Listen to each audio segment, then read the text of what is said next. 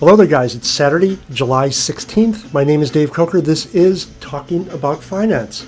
And before we get started this evening, I've received, actually, it's pretty funny, I've received near constant DMs about the picks on the weekly video. Yes, the young ladies, they're friends of mine, and no, I can't do an introduction. They just wanted more publicity. Oh, and they're not all friends of mine, but the friends of friends, a couple are friends of friends, most of them are friends. They wanted more publicity, and they're trying to be influencers and things like that. And I offered to put them on Talking About Finance, and it sort of snowballed, and here we are. So if you're interested in retaining them for PR purposes, DM me, include corporate data. I'll send it along to my friends, and we'll see what these young ladies have to say. So enough about that, please, guys. Okay, now, this evening we're going to start by looking at the S&P 500, and we're going to look at it year to date, because I'm getting tired of all the pessimism. It's always good to get perspective, to step back and wow, it's not all bad.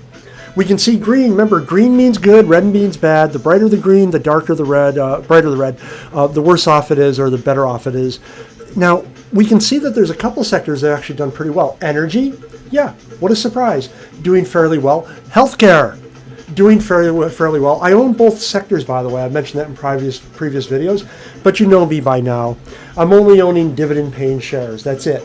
Everything else, it looks like, is getting beaten up to some extent. Utilities a little mixed, but still, keep the faith. Things are going to come back better than ever. I have good feelings about this. Now, the S&P finished down this week about 0.9%. It's now down about 18.9% year to date. So this is getting to be a brutal year. We're in the second half. We're not seeing any respite. And if you don't follow my formula, you're going to suffer. Oh, I'll give you more about the formula a little later. No. There's no charge. You know how I operate right now.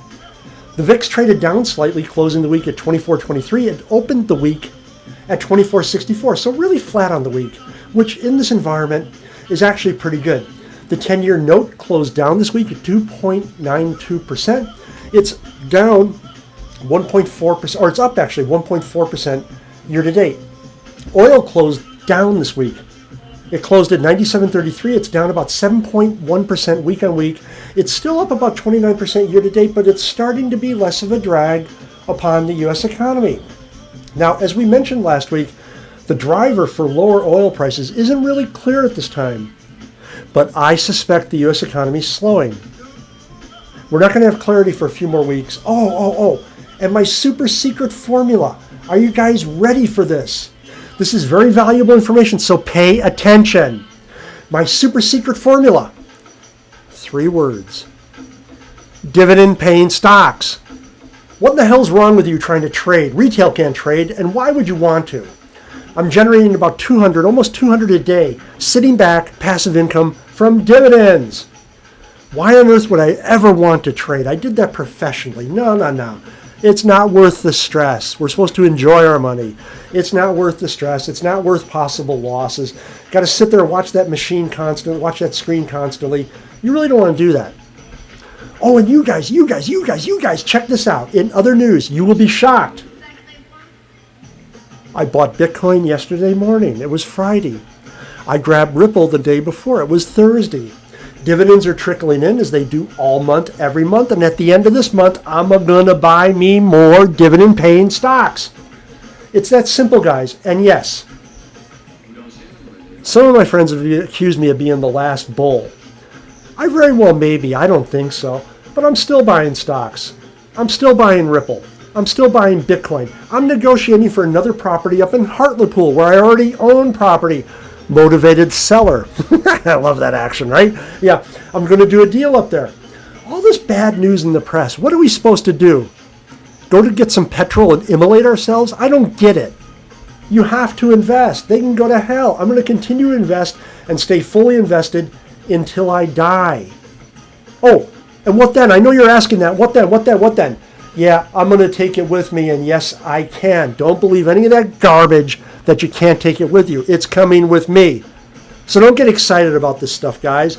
Just continue to invest, build your wealth, continue to buy constantly. Any money you get, stocks, bonds, gold and silver, still a good buy. Cryptocurrencies, choose them well. Bitcoin, Ripple, I like. Ethereum, I respect. I don't own it by choice. I got a bunch of it for my NFTs, but aside from that, that's really about it. All right, let's start to talk about this market a little bit, right? And there is something spiritual about money. And this is interesting because I believe something spiritual about money. I've seen a lot of people do a lot of bad stuff in banking in the pursuit of money. And they may have grabbed it in the short term, but it didn't last. Now, if you look at somebody like me, and my friends call me the Money King, I exude positive energy, love, and happiness for everyone. I try to help everyone out that I meet. Nobody can accuse me of undermining or being nasty to other people. And yeah, the money just sort of flows in. I'm startled sometimes. But this was an interesting quote. We were talking about this on the channel. It was really fascinating. Oh, and this is interesting, guys. My God. It's getting real. This is the Empire State Manufacturing Index. We're looking at the New York, where we look at the state of New York in America, the Empire State. And it's new orders, but we're looking forward 6 months ahead.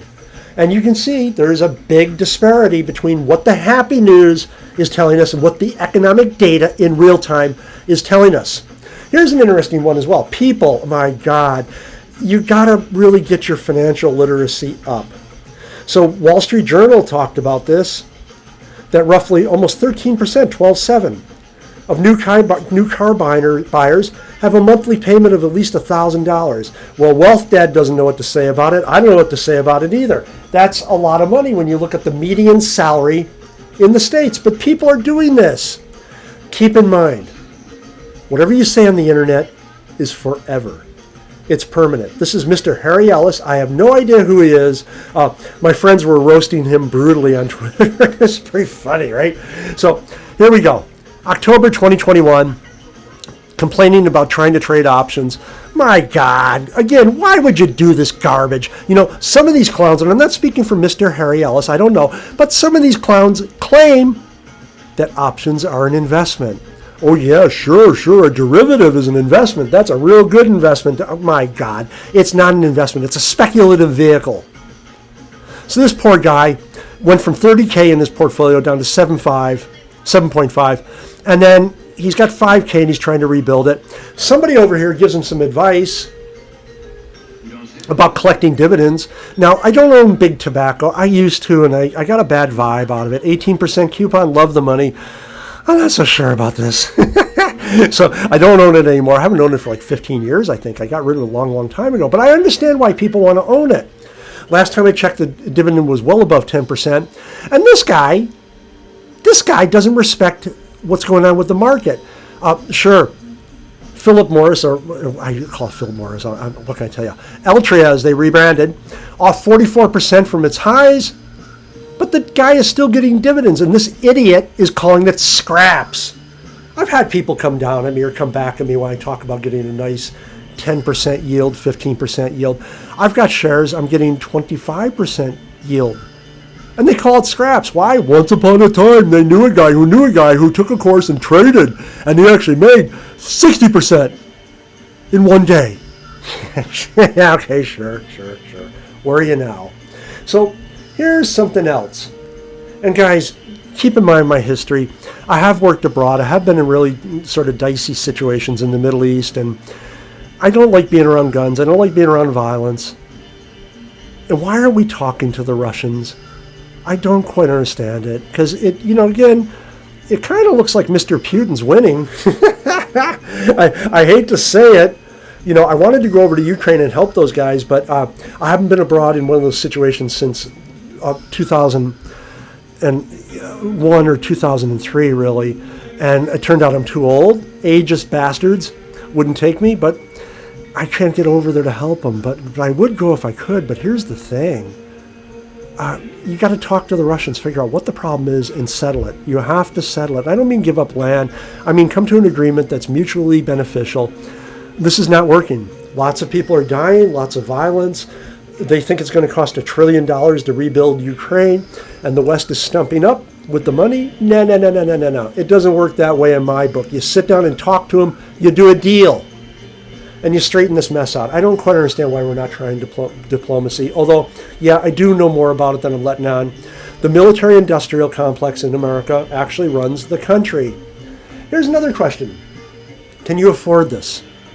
What I've got here is, this is off a research note that I did this morning, about 2,500 words, 3 graphs on CPI alone where we decomposed it. We took the aggregate CPI numbers and we drove down into energy and food. We'll see food later. CPI overall 9.1, probably heard that. CPI for energy 8.6, it contributes 41.6 to the overall print. Still, when you look at it, you can see fuel oil up some 98.5%, gasoline up some 59.9%. All the way down to electricity, up some 13.7%. Data's right on there on the BLS.gov site, guys. I don't know why more people don't look at it. I know the media doesn't, because they're still repeating this garbage about inflation seems to be under control. Remember, Mr. Biden said that in December of last year. He said inflation peaked and it's only going down. Yo, Joe, go back to sleep. Here's food inflation. And once again, you can see CPI overall printed at 9.1 going from left to right. The green bars, CPI overall printed at 9.1. CPI food was 10.4. You can see that food at home was raging away, my God. 14.4%. What lowered the overall number was food away from home, 7.7 on the right-hand side. Well, I'm American. I come from the States. I would not eat in a restaurant. I try to minimize when we eat in restaurants. We do just 2 days a week. Aside from that, we make I make everything. Everything here from scratch. Bake my own bread, make my own sauces, everything from scratch. I know exactly what's in that food. You go into the States into a restaurant, you're going to get some chemical slop that, yeah, sure, it's cheaper, but it's not really that cheap. And this is part of a research note, as I mentioned, that I printed and went out to my clients this morning. This is, I can only call it survival spending.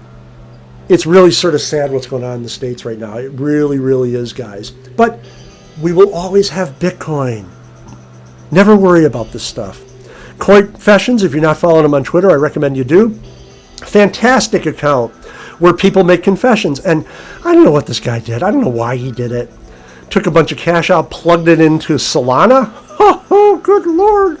Are you kidding me? Oh, my God. And he thought it could go up to 300,000. Yeah, I don't know what to say. No, he's got a problem there. If you're inclined to do this stuff, and I wouldn't do this stuff, but if you're inclined to do this stuff, there's really only one thing. It's called Bitcoin, and you certainly wouldn't put all your money into it. I'm not putting all my money into it. I buy it every Friday. But it's a misconception. Some people think, oh, you're full of shit. You're not buying one Bitcoin every Friday. No, I never said I was buying one Bitcoin every Friday. I buy the same amount of money. I use the same amount of capital every Friday to buy Bitcoin. I've been doing that for years, guys. I remember a long time ago, Bitcoin was below $100. So I just continue to buy. Don't do something like this. I don't know how this guy's going to sort it out. Oh, and here's another one. Yeah, a lot of people don't know this, but you can include textual data in your transaction when you post it. If you have a wallet, and typically these will run on your own hardware, a wallet that will allow you to enter text as a note. And yeah, you can see people put marriage proposals. Other people put other stuff. I have some rather tense meetings at work, and I've actually put notes in the blockchain. Aren't some people in for a surprise someday?